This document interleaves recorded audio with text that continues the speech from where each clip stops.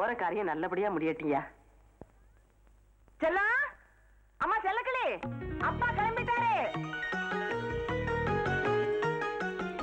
எதுக்காக வந்து முகத்தை காட்டிட்டு போமா?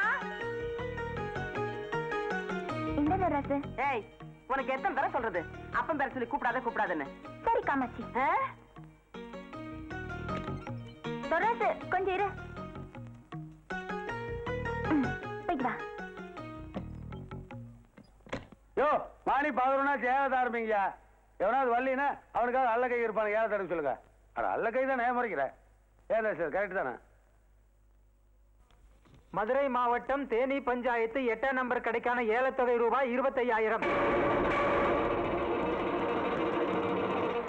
ஏண்டா மேற்படியா வராம இருக்கிறதுக்கு புகையெல்லாம் போட்டாச்சுல?